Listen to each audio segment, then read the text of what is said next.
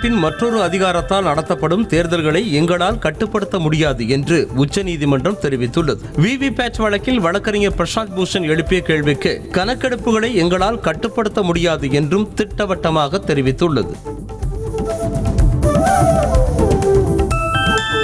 13 மாநிலங்களில் உள்ள 89 தொகுதிகளுக்கு நாளை மக்களவைத் தேர்தலுக்கான 2ஆம் கட்ட வாக்குப்பதிவு நடைபெறவுள்ளது. அதன்படி கேரளா, ராஜஸ்தான், மகாராஷ்டிரா, அசாம், சத்தீஸ்கர், கர்நாடகம், உத்தரப்பிரதேசம், மத்திய பிரதேசம், பீகார், மேற்கு வங்கம், மணிப்பூர், திரிபுரா ஆகிய மாநிலங்கள் மற்றும் ஜம்மு காஷ்மீர் யூனியன் பிரதேசத்திற்கும் வாக்குப்பதிவு நடைபெறுகிறது. மக்களவைத் தேர்தலில் உத்தரப்பிரதேசத்தின் கன்னூஜ் தொகுதியில் சமாஜ்வாடி கட்சி தலைவர் அகிலேஷ் யாதவ் போட்டியிடவிருக்கிறார். இதற்காக இன்று கூட்டணி கட்சி நிர்வாகிகளோடு சென்று அகிலேஷ் யாதவ் வேட்புமனு தாக்கல் செய்ய உள்ளார். பரம்பரை வரி இந்தியாவில் வேண்டும் என யார் கூறினார்கள் என்று வெளிநாடு வாழ் இந்தியர்களுக்கான காங்கிரஸ் தலைவர் சாம் பிட்ரோடோ கேள்வி எழுப்பியுள்ளார். இதுகுறித்து அவர் வெளியிட்டிருக்கும் பதிவில், அமெரிக்காவில் பரம்பரை வரி விதிப்பது பற்றி ஒரு தனிநபராக தாம் கூறிய விஷயங்களை திரித்துவிட்டதாக விளக்கமளித்திருக்கிறார். மத்திய பிரதேச மாநிலம் போபாலில் பாஜக வேட்பாளர்களை ஆதரித்து பிரதமர் மோடி ரோட் ஷோ நடத்தி தாமரை சின்னத்திற்கு வாக்கு சேகரித்தார். அப்போது சாலையின் இருபுறமும் திரண்டிருந்த பாஜக தொண்டர்கள் பூக்களை தூவி உற்சாக வரவேற்பு அளித்தனர்.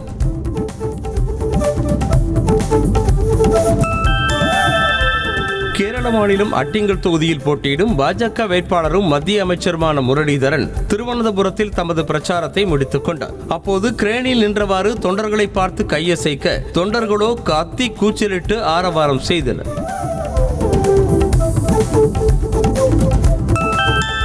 ராஜஸ்தானின் பன்ஸ்வாரா தொகுதியில் சொந்த கட்சி வேட்பாளருக்கு வாக்களிக்க வேண்டாம் என காங்கிரஸ் பிரச்சாரம் செய்யும் இக்கட்டான நிலைமை ஏற்பட்டுள்ளது. அந்த தொகுதியில் பாரத் ஆதிவாசி கட்சி வேட்பாளரை ஆதரிப்பதாக கூறிய காங்கிரஸ் முன்னதாக அறிவித்த தமது கட்சி வேட்பாளர் அரவிந்த் தோமரை வேட்புமனுவை திரும்ப பெற வற்புறுத்தியது. ஆனால் அவர் மறுத்துவிட்டார்.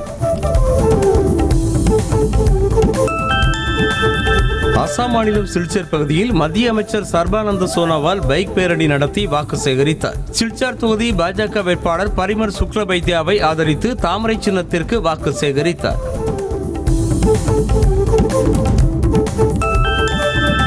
சோனியா காந்திக்கு பயந்தே அயோத்தி ராமர் கோவில் கும்பாபிஷேக விழாவை போலி சிவசேனா தலைவர் உத்தவ் தாக்கரே புறக்கணித்ததாக அமித்ஷா விமர்சித்திருக்கிறார். மகாராஷ்டிராவில் நடைபெற்ற பொதுக்கூட்டத்தில் பேசிய அவர், ராகுல் காந்தி உள்ளிட்ட எதிர்க்கட்சி தலைவர்களும் ராமரை அவமானப்படுத்தியதாக குற்றம் சாட்டியுள்ளார். கர்நாடக மாநிலம் பெங்களூருவில் காங்கிரஸ் வேட்பாளர் டி.கே. சுரேஷிற்கு நெருக்கமானவர்களின் வீடுகளில் வருமான வரித்துறை சோதனை நடைபெற்றது. கோனனகுண்டே தொகுதி காங்கிரஸ் தலைவர் ஸ்ரீதர் மற்றும் முன்னாள் கவுன்சிலர் கங்காதர் வீடுகளில் நடத்தப்பட்ட சோதனையை கண்டித்து காங்கிரசார் ஆர்ப்பாட்டம் செய்தனர். ஆன்லைன் மற்றும் மொபைல் ஆப் வழியாக புதிய வாடிக்கையாளர்களை இணைக்க கோட்டக் மஹிந்திரா வங்கிக்கு ரிசர்வ் வங்கி தடை விதித்துள்ளது. மேலும் புதிதாக கிரெடிட் கார்டுகளை விநியோகிக்க கூடாது என கட்டுப்பாடு விதித்திருக்கும் நிலையில் தகவல் பாதுகாப்பு தொடர்பாக எழுந்த புகாரில் நடவடிக்கை எடுத்ததாக கூறப்படுகிறது. ரயிலில் உடைமைகள் திருடு போனதற்காக பயணிக்கு 1,45,000 ரூபாய் இழப்பீடு வழங்க ரயில்வே துறைக்கு டெல்லி நுகர்வோர் நீதிமன்றம் உத்தரவிட்டது. கடந்த 2014ஆம் ஆண்டு ஜூன் மாதம் அஜய்குமார் என்பவர் டெல்லியில் இருந்து பாட்னாவிற்கு பயணித்த போது அவருடைய சூட்கேஸ் திருடு போனது.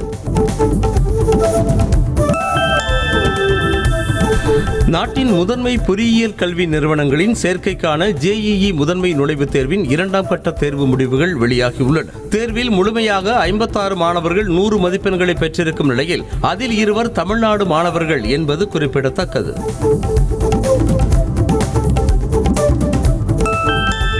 TNPSC தேர்வு நடைமுறையில் சில மாற்றங்கள் செய்து திருத்தப்பட்ட ஆண்டு அட்டவணையை ஆணையம் வெளியிட்டுள்ளது. அதன்படி குரூப் 2 தேர்வுக்கு இனி நேர்முக தேர்வு நடைபெறாது என்பதோடு குரூப் 2 காலி பணியிடங்கள் 2030 உயர்த்தப்பட்டுள்ளதாகவும் குரூப் 2A ஆப்ஜெக்டிவ் டைப் தேர்வு இனி நடைபெறும் என்றும் அறிவித்துள்ளது.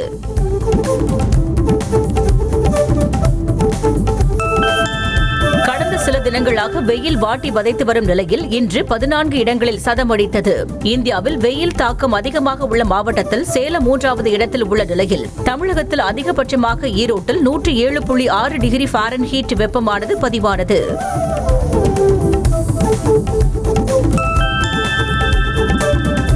தமிழ்நாட்டில் இன்றும் வெப்ப அலை வீசும் என வானிலை ஆய்வு மையம் எச்சரிக்கை விடுத்துள்ளது. குறிப்பாக வட தமிழ்நாடு உள் மாவட்டங்களில் இயல்பை விட 3 முதல் 5 டிகிரி செல்சியஸ் வரை வெயில் சுட்டரிக்கும் என்றும் பொதுமக்கள் தேவையின்றி வெளியே செல்ல வேண்டாம் எனவும் அறிவுறுத்தப்பட்டுள்ளது. கோவையில் பிரதமரின் ரோட் ஷோவில் பங்கேற்க பள்ளி குழந்தைகளை அழைத்து வந்ததாக பதியப்பட்ட வழக்கு மீதான விசாரணையை சென்னை உயர்நீதிமன்றம் ஜூன் மாதத்திற்கு ஒத்திவைத்தது. அரசியல் பழிவாங்கும் நோக்கில் வழக்கு தொடரப்பட்டிருப்பதாக பள்ளி நிர்வாகம் சார்பில் கூறப்பட்டுள்ளது.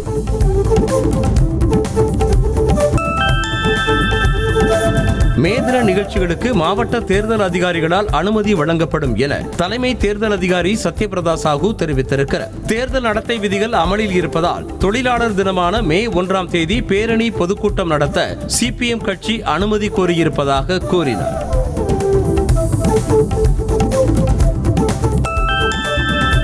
இடஒதுக்கீட்டை மேம்படுத்தும் நடவடிக்கையில் இந்தியா கூட்டணி அரசாங்கம் ஆர்வத்தோடு செயல்படும் என முதலமைச்சர் மு.க. ஸ்டாலின் நம்பிக்கை தெரிவித்திருக்கிறார். சம்ருதா பாரத் அறக்கட்டளை மாநாட்டிற்கு அனுப்பிய வாழ்த்து செய்தியில் சமூக நீதியை நிலைநாட்டுவதில் தமிழ்நாடு முக்கிய பங்காற்றி வருவதாக கூறியுள்ளார். தமிழ்நாட்டில் உள்ள அனைத்து நீதிமன்றங்களுக்கும் மத்திய தொழிலக பாதுகாப்பு படை பாதுகாப்பு வழங்க சாத்தியமில்லை என்று சென்னை உயர்நீதிமன்றம் தெரிவித்தது. இது தொடர்பான வழக்கு விசாரணைக்கு வந்தபோது அனைத்து நீதிமன்றங்களுக்கும் CISF பாதுகாப்பு வழங்க கோரிக்கை வைக்கப்பட்டது.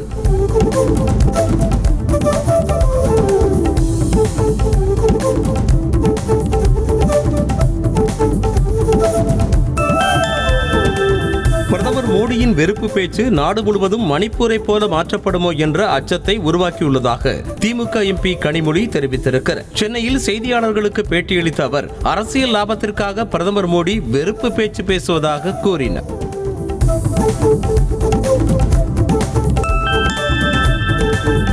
பிரதமர் மோடியின் பேச்சை தவறான முறையில் காங்கிரஸ் மக்களிடம் கொண்டு போய் சேர்ப்பதாக பாஜக வேட்பாளர் பால் கனகராஜ் தெரிவித்திருக்கிறார். செய்தியாளர்களிடம் பேசிய அவர் பாஜகவை பொறுத்தவரை எல்லோரும் சமம், எல்லோரும் வளர வேண்டும் என்றும் இதுதான் தாரக மந்திரம் எனவும் கூறினார்.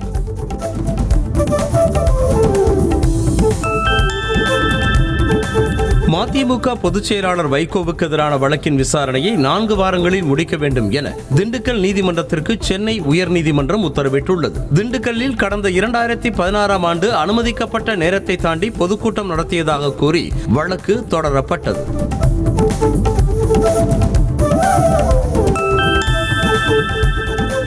அரசு அதிகாரிகளை பணி செய்ய விடாமல் தடுத்ததாக தொடரப்பட்ட வழக்கில் முன்னாள் அமைச்சர் MR விஜயபாஸ்கருக்கு நிபந்தனை முன்ஜாமீன் வழங்கி உயர்நீதிமன்றம் உத்தரவிட்டது. கரூரில் நடைபெற்ற குடிமராமத்து பணிகளை தடுத்ததாக பதிவு செய்யப்பட்ட வழக்கில் முன்ஜாமீன் கோரி மனு தாக்கல் செய்திருந்தார்.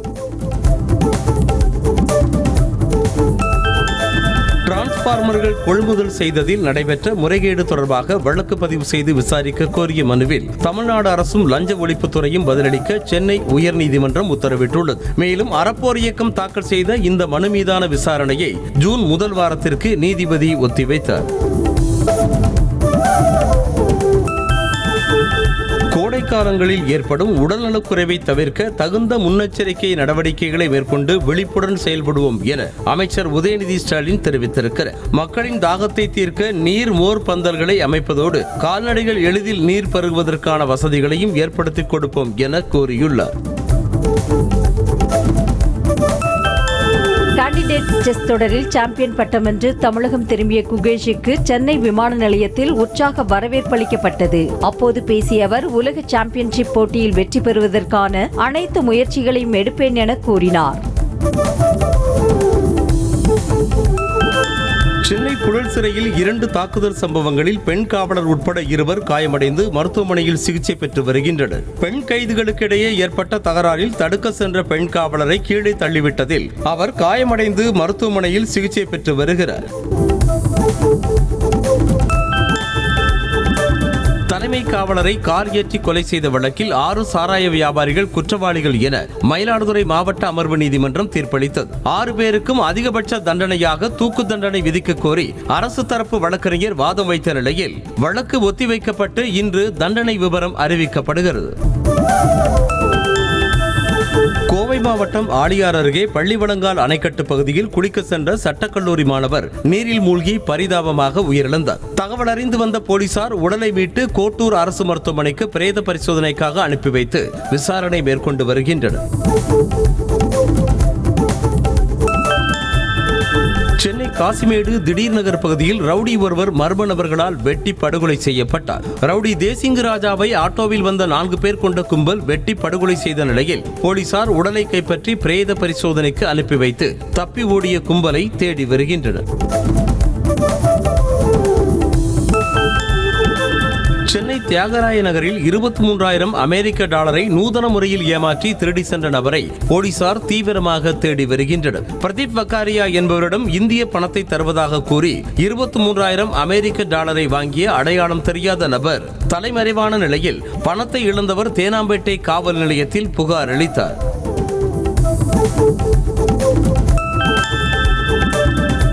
திருப்பூர் மாவட்டம் கணக்கம்பாளையம் விஏஓ தற்கொலைக்கு காரணமான நபர்கள் மீது நடவடிக்கை எடுக்க கோரி வருவாய் கோட்டாட்சியரிடம் உறவினர்கள் புகார் அளித்தனர். கிராம நிர்வாக உதவியாளர் உள்ளிட்டோர் பணி செய்ய விடாமல் மன உளைச்சலை ஏற்படுத்தியதாக விஏஓ கருப்புசாமி கடிதம் எழுதி வைத்துள்ளதாக கூறப்படுகிறது.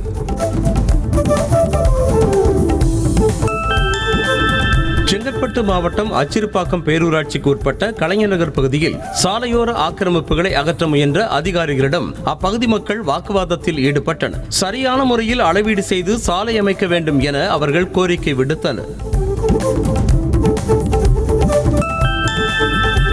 மயிலாடுதுறையில் இந்து சமய அறநிலையத்துறை இணை ஆணையர் அலுவலகத்தை முற்றுகையிட்டு சித்தர்காடு கிராம மக்கள் போராட்டத்தில் ஈடுபட்டனர். இந்து சமய அறநிலையத்துறை அதிகாரிகள் பிரம்மபுரீஸ்வரர் கோவில் வழிபாட்டிற்கு இடையூறு செய்ததாக அவர்கள் குற்றம் சாட்டினர். கன்னியாகுமரி மாவட்டம் குளச்சலில் SMC கூட்டுறவு வீட்டு வசதி சொசைட்டி நிறுவனம் மீது அளிக்கப்பட்டுள்ள மோசடி புகார் தொடர்பாக விசாரிக்க சென்ற பொருளாதார குற்றப்பிரிவு போலீசாரை வாடிக்கையாளர்கள் முற்றுகையிட்டனர். தங்களது பணத்தை திரும்ப தர நடவடிக்கை எடுக்க கோரி கண்ணீர் மல்க பெண்கள் வாக்குவாதத்தில் ஈடுபட்டனர். சிவகங்கை மாவட்டம் சோளம்பட்டி பகுதியில் செப்டிக் டேங்க் லாரி ஒன்று ஓட்டுநரின் கட்டுப்பாட்டை இழந்து சாலையோரத்தில் இருந்து புளிய மரத்தின் மீது மோதி விபத்துக்குள்ளானதில் 2 படுகாயமடைந்தனர். ஓட்டுநர் தூக்க கலக்கத்தில் இருந்ததால் விபத்தில் சிக்கியதாக கூறப்படுகிறது. தேனி மாவட்டம் கம்பம் வேலப்பர் வீதியில் உள்ள ஆக்கிரமிப்புகளை நகராட்சி ஆணையர் தலைமையில் அதிகாரிகள் அகற்றினர். அப்போது சாலையோரத்தில் இருந்த விளம்பர பலகைகளை நகராட்சி அதிகாரிகள் அப்புறப்படுத்தியதால் வியாபாரிகளுக்கும் அதிகாரிகளுக்கும் இடையே வாக்குவாதம் ஏற்பட்டது. புதுக்கோட்டை மாநகராட்சியோடு முள்ளூர் ஊராட்சியை இணைக்க எதிர்ப்பு தெரிவித்து பொதுமக்களின் கருத்து கேட்பு கூட்டத்தில் தீர்மானம் நிறைவேற்றப்பட்டது. மாநகராட்சியுடன் இணைத்தால் முள்ளூரில் வீட்டு வரி சொத்து வரி உயரக்கூடும் என்றும் 100 நாள் வேலை இல்லாமல் போகும் எனவும் மக்கள் தெரிவிக்கின்றனர். ரஷ்யாவின் தேசிய பாதுகாப்பு ஆலோசகர் நிக்கோலாய் பட்ருஷேவை சந்தித்து இந்தியாவின் தேசிய பாதுகாப்பு ஆலோசகர் அஜித் தோவல் ஆலோசனை நடத்தினர். மேலும் பாதுகாப்பு தொடர்பான உயர் அதிகாரிகள் கூட்டத்தில் பங்கேற்று பேசிய அவர் தகவல் தொடர்பு தொழில்நுட்பங்களை பயங்கரவாதிகள் தவறாக பயன்படுத்துவதை தடுக்க இந்தியா ஒத்துழைக்கும் என்றார். IPL கிரிக்கெட் தொடரில் குஜராத் அணிக்கு எதிரான லீக் ஆட்டத்தில் டெல்லி அணி 4 ரன்கள் வித்தியாசத்தில் த்ரில் வெற்றி பெற்றது. முதலில் பேட்டிங் செய்த டெல்லி அணி 20 ஓவர்கள் முடிவில் 224 ரன்களை குவித்த நிலையில் அடுத்ததாக களமிறங்கிய குஜராத் அணி 220 ரன்களை மட்டுமே எடுத்தது. குஜராத் அணிக்கு எதிரான போட்டியில் கடைசி ஓவரில் அதிரடியாக விளையாடிய டெல்லி அணி கேப்டன் ரிஷப் பண்ட் ஹாட்ரிக் சிக்சர்களை பறக்கவிட்டு 30 ரன்களை குவித்தார். அந்த ஓவரில் மட்டும் 4 சிக்சர்கள், 1 பவுண்டரியை விளாசினார்.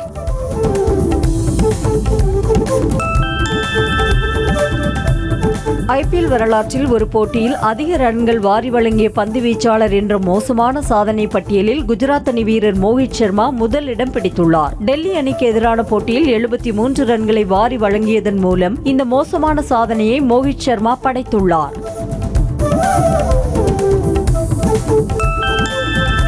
இளம் வயதிலேயே 100வது IPL போட்டியில் விளையாடி விராட் கோலியின் சாதனையை குஜராத் அணி கேப்டன் சுப்மன் கில் முறியடித்துள்ளார். டெல்லி அணிக்கு எதிரான போட்டியில் விளையாடியதன் மூலம் இந்த மைல்கல்லை எட்டினார். 25 வயதில் விராட் கோலி எட்டிய மைல்கல்லை சுப்மன் கில் 24 வயதிலேயே எட்டினார்.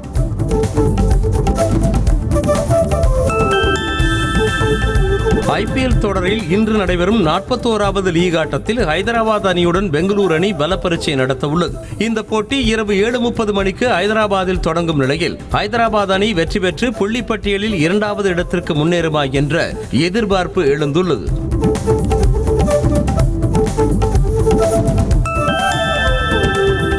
சென்னை சூப்பர் கிங்ஸ் அணியின் வேகப்பந்து வீச்சாளர் துஷார் தேஷ்பாண்டே நடிகர் அஜித்தை சந்தித்து அவருடன் எடுத்துக்கொண்ட புகைப்படத்தை தனது இன்ஸ்டாகிராம் பக்கத்தில் பகிர்ந்திருக்கிறார். அதில் புத்திசாலித்தனமும் எளிமையும் நிறைந்தவர் அஜித் என புகழாரம் சூட்டியிருக்கிறார்.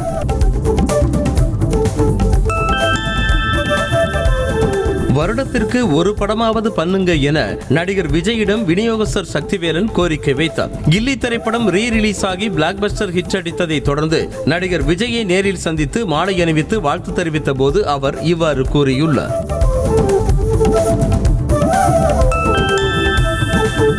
சென்னையில் மரணமடைந்த தனது ரசிகர் மன்ற தலைவரின் குடும்பத்தினருக்கு நடிகர் ஜெயம் ரவி நேரில் சந்தித்து ஆறுதல் தெரிவித்தார். KK நகர் பகுதியைச் சேர்ந்த ராஜா என்பவர் சமீபத்தில் உடல்நலக்குறைவால் உயிரிழந்த நிலையில் அவருடைய இல்லத்திற்கு நேரில் சென்ற ஜெயம் ரவி ராஜாவின் படத்திற்கு அஞ்சலி செலுத்தினார்.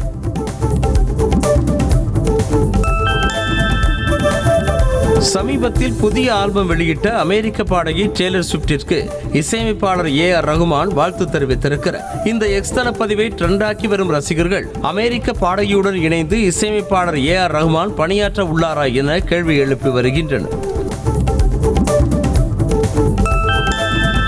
மஞ்சுமல் பாய்ஸ் பட நடிகர் தீபக் பரம்போலுக்கும் நடிகை அபர்ணா தாஸுக்கும் குருவாயூர் கோவிலில் எளிமையான முறையில் திருமணம் நடைபெற்றது. திருமணத்தின் புகைப்படங்கள் இணையத்தில் வைரலாகி வரும் நிலையில் திரை நட்சத்திரங்கள் பலரும் அவருக்கு வாழ்த்து தெரிவித்து வருகின்றனர்.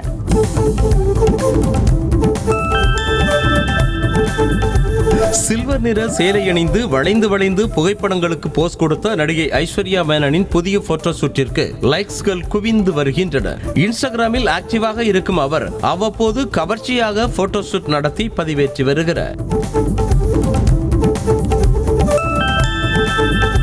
மக்களவைத் தேர்தலில் தனது தந்தை கிருஷ்ணகுமாருக்கு வாக்களிக்குமாறு மலையாள நடிகை ஆகானா வேண்டுகோள் விடுத்திருக்கிறார். ஆகானாவின் தந்தை கிருஷ்ணகுமார் பாஜக சார்பாக கொல்லம் மக்களவை தொகுதியில் போட்டியிடும் நிலையில் அவருக்கு வாக்களிக்கும்படி தனது இன்ஸ்டாகிராம் பக்கத்தில் தெரிவித்திருக்கிறார்.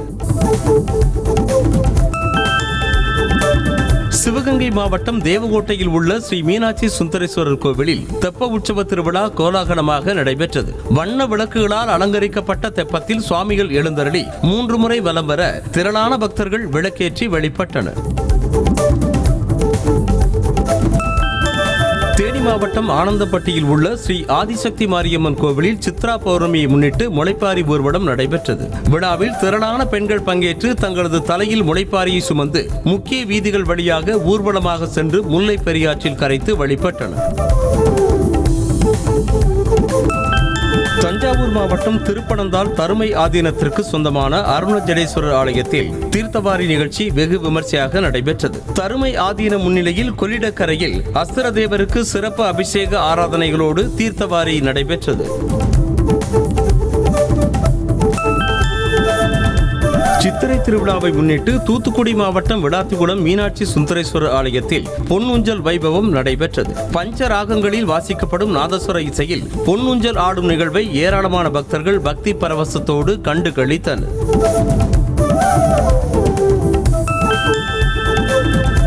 தஞ்சை மாவட்டம் பட்டுக்கோட்டை அடுத்த ஆலத்தூர் ஸ்ரீ காருடைய ஐயனார் கோவிலில் சித்திரை திருவிழா வெகு விமர்சையாக கொண்டாடப்பட்டது. இதில் திரளான பக்தர்கள் பால்குடம் காவடி எடுத்து வந்தும் அழகு குத்தியும் ஊர்வலமாக வந்து நேர்த்தி கடன் செலுத்தினர்.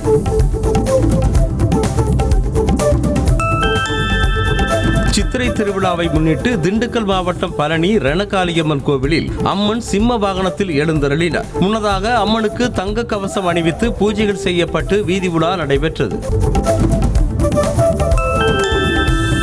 ராணிப்பேட்டை மாவட்டம் கீழ் வெங்கடாபுரம் கிராமத்தில் பொன்னியம்மன் மற்றும் தக்காளியம்மன் கோவில்களில் சித்திரை திருவிழா வெகு விமர்சையாக நடைபெற்றது.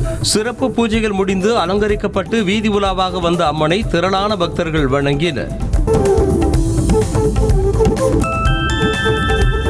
சேலத்தில் ராஜகணபதி கோவில் உண்டியலில் பக்தர்கள் 14,31,000 ரூபாய் காணிக்கை செலுத்தியுள்ளதாக கோவில் நிர்வாகத்தினர் தெரிவித்தனர். தருமபுரி உதவி ஆணையாளர் உதயகுமார் தலைமையில் 50க்கும் மேற்பட்ட ஊழியர்கள் உண்டியல் காணிக்கை என்னும் பணியில் ஈடுபட்டனர்.